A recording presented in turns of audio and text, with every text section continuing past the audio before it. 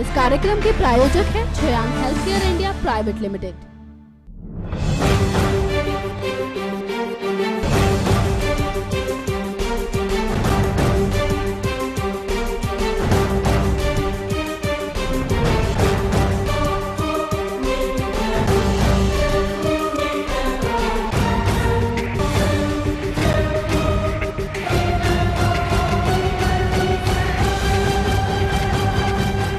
नमस्कार, मैं हूं आपकी होस्ट विनी गुलाटी। स्वागत है आपका हमारे स्पेशल शो शाइनिंग स्टार में। हर बार की तरह इस हफ्ते भी हम हाजिर हैं लेके अपना ये खास प्रोग्राम। इस शो में हम आपको रूबरू करवाते हैं बॉलीवुड की खास हस्तियों के जीवन से जुड़ी कुछ खास बातों से। और आज इसी कड़ी में हम बात करेंगे सुनील सिकंदरलाल कपूर यानी बॉलीवुड के नंदू, सबका बंधु शक्ति कपूर की। वह हिंदी सिनेमा में अपनी खलनायकी और कॉमेडी टाइमिंग के लिए जाने जाते हैं। शक्ति एक बेहतरीन कलाकार है। इन्होंने अपनी अदाकारी से, चाहे वो एक विलन का किरदार हो या सबको हंसाने के लिए कॉमेडियन का रूप, सब में अपना लाजवाब अभिनय दिखाया।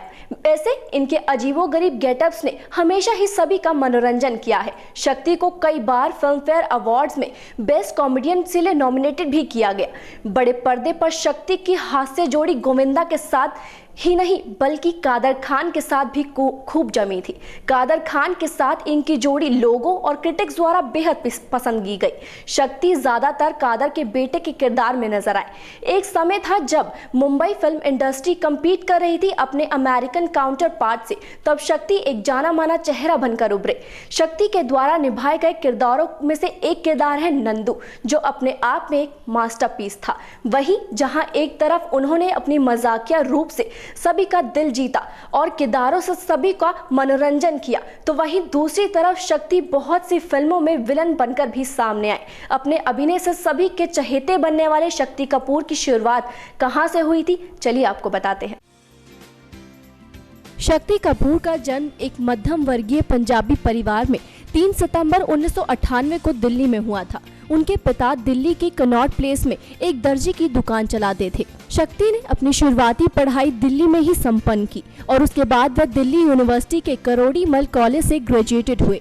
शक्ति ने अपने फिल्मी करियर की शुरुआत साल 1975 में आई फिल्म दो जासूस से की और उसके बाद साल 1976 में शक्ति फिल्म संग्राम में अभिनय करते दिखे, जिसके बाद उन्होंने एक साल में एक ही फिल्म की।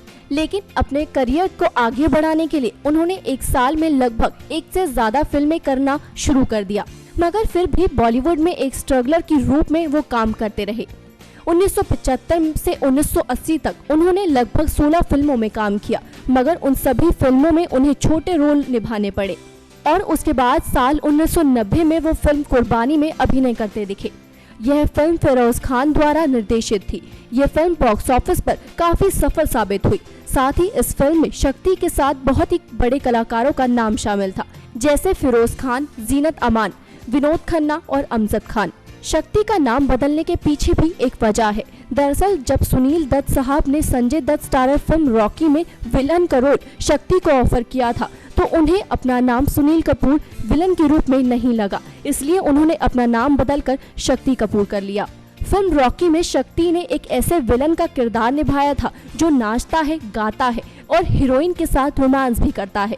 जहां एक तरफ इस फिल्म में पहली बार काम कर रहे संजय दत्त को सभी को उनके शानदार अभिनय के लिए प्रशंसा मिली, तो वहीं दूसरी तरफ विलन के रूप में शक्ति ने सभी को अपने अभिनय से चौंका दिया और उन्होंने विलन के रूप में बॉलीवुड में एक नई छाप छोड़ी। अपने फिल्मी करियर में एक पड़ाव पूरा करने के बाद शक्ति ने साल 1982 में शिवांगी कोल्हापुरी के साथ शादी कर ली। शिवांगी बॉलीवुड की मशहूर अदाकारा पद्मिनी कोल्हापुरी की छोटी बहन थी।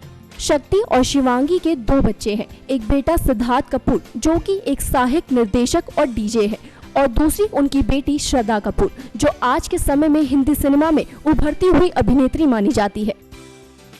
शक्ति कपूर फिल्म इंडस्ट्री में आज जिस मुकाम पर है, वहां तक पहुंचने के लिए उन्हें बड़ी कड़ी मेहनत करनी पड़ी। शुरुआती कई फिल्मों में शक्ति ने विलन का रोल निभाकर अपनी पहचान बनाना शुरू किया।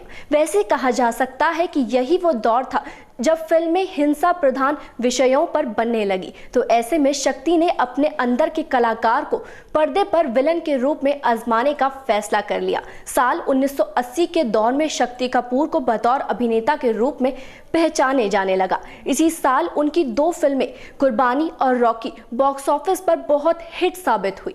इन्हें 2 फिल्मों में उन्होंने मुख्य खलनायक की भूमिका को अदा किया। फिल्म कुर्बानी और रॉकी के बाद साल 1983 में शक्ति जितेंद्र और श्रीदेवी स्टारर फिल्म हिम्मत वाला और सुभाष घई निर्देशित फिल्म हीरो में बतौर खलनायक नजर आए। अपनी इन फिल्मों में खलनायक का बेहतरीन अभिनय करने के बाद शक्ति कपूर बॉलीवुड के बेहतरीन खलनायकों की श्रेणी में आ गए। 80 और 90 के दशक में खलनायक के रूप में निर्देशक और निर्माताओं की पहली पसंद अमरीश पुरी और शक्ति कपूर ही होते थे, लेकिन कुछ नया करने के लिए शक्ति ने 90 के दशक में खलनायकी को थोड़ा दरकिनारे कर कॉमेडी रोल करना शुरू किया। जिस तरह से वो अपने पूरे परफेक्शन के साथ खलनायकी की भूमिका निभाते थे, उसी तरह से उन्होंने फिल्मों में कॉमेडी रोल भी निभाए। उन्हें उनकी बेहतरीन कॉमिक टाइम के लिए फिल्म राजा बाबू के नंदू की भूमिका अदा करने के लिए फिल्म फेयर के कॉमेडी रोल के अवार्ड से सम्मानित किया जा चुका है। इस फिल्म में उनके साथ गोविंदा, कादर खान, करिश्मा कपूर और अरुणा ईरानी जैसे कलाकार भी अभिनय करते दिखे थे। शक्ति की कॉमिक फिल्में इंसाफ, बाप नंबरी बेटा 10 नंबरी, अंदाज अपना अपना, तोहफा, राजा बाबू, हम साथ साथ है, चालबाज, बोल राधा बोल सभी लाजवाब थी। शक्ति फिल्म सत्ते पे सत्ता में भी कॉमेडी करते दिखाई दिए और इस फिल्म में शक्ति के साथ बॉलीवुड के महानायक अमिताभ बच्चन और हेमा मालिनी मुख्य किरदार में थे। लगातार कॉमिक फिल्में करने के बाद शक्ति एक बार फिर से नेगेटिव रोल में फिल्म डांस में नजर आए, जिसके लिए उन्होंने खूब सराहना बटोरी। अगर फिल्म बलमा की बात करें तो उन्होंने अपने बचकाना किरदार से सभी का दिल जीत लिया था। शक्ति सिर्फ एक अच्छे खलनायक ही नहीं बल्कि काफी अच्छे मिमिक्री आर्टिस्ट भी है। हिंदी सिनेमा में आज भी उनके प्रसिद्ध डायलॉग दर्शकों की जुबान पर चढ़े हुए हैं। इनमें से राजा बाबू का नंदू सबका बंधु, समझता नहीं है यार, फिल्म चालबाज में मैं नन्हा सा मुन्ना सा छोटा सा बच्चा हूँ प्रमुख है। शक्ति फिल्मों में अपना कमाल दिखाने के बाद प्रसिद्ध reality show big boss season 5 में बतौर प्रतिभागी नजर आए, तो साथ ही म्यूजिक कॉमेडी शो आसमां से गिरे खजूर पर अटके में भी दिखे। बिग बॉस सीजन 5 के दूसरे ही हफ्ते शक्ति को बतौर कैप्टन के रूप में चुना गया, लेकिन चौथे हफ्ते में उनको घर से बाहर आना पड़ा और बाहर आते ही उन्होंने अपने बयानों से मीडिया को अपनी ओर कर लिया। तो आइए अब आपको दिखाते हैं कि इसका कारण क्या था। बॉलीवुड फिल्मों में हमेशा खलनायक के रूप में नजर आने वाले शक्ति कपूर जब बिग बॉस के घर से बाहर आए तो वो उस शो के होस्ट यानी सलमान खान और संजय दत्त से काफी नाराज थे, खासकर सलमान खान से। उनसे वो इतने ज्यादा नाराज थे कि उन्होंने कहा कि जब तक सलमान उनसे माफी नहीं मांगते तब तक उनकी नाराजगी दूर नहीं होगी। शक्ति कपूर को बिग बॉस 5 से बेदखल कर दिया गया था, लेकिन इसका मतलब ये नहीं था कि वो एक अभिनेता नहीं है। शक्ति कपूर ने न केवल बिग बॉस 5 से सम्मान पाया बल्कि साथियों ने भी उनका सम्मान किया।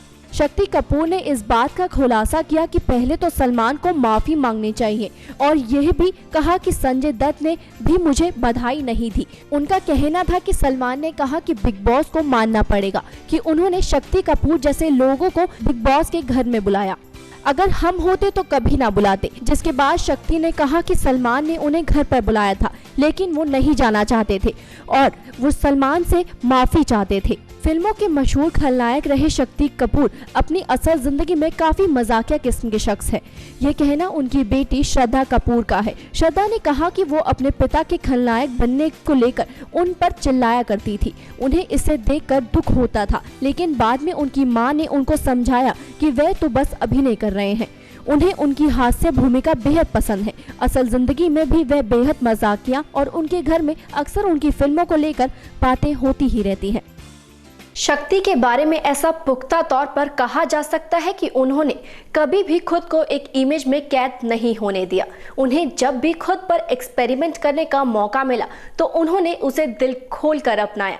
आज भी शक्ति फिल्मों में अभिनय करते नजर आ ही जाते हैं। अपने हर किरदार को शक्ति ने इतनी बारीकी से पर्दे पर उतारा कि दर्शकों के साथ समीक्षक भी उनके अभिनय के कायल हो गए। सही मायनों में शक्ति एक ऐसा कलाकार है जिन्होंने अपनी प्रतिभा का एकदम सही इस्तेमाल किया हो। तो ये था आज का हमारा शो शाइनिंग स्टार। हमारी पूरी उम्मीद है कि आपको हमारा ये एपिसोड जरूर पसंद आया होगा। तो अगली बार फिर होगी आपसे मुलाकात, लेकिन तब तक के लिए गुड बाय। इस कार्यक्रम के प्रायोजक हैं Shreyang Health Care India Private limited.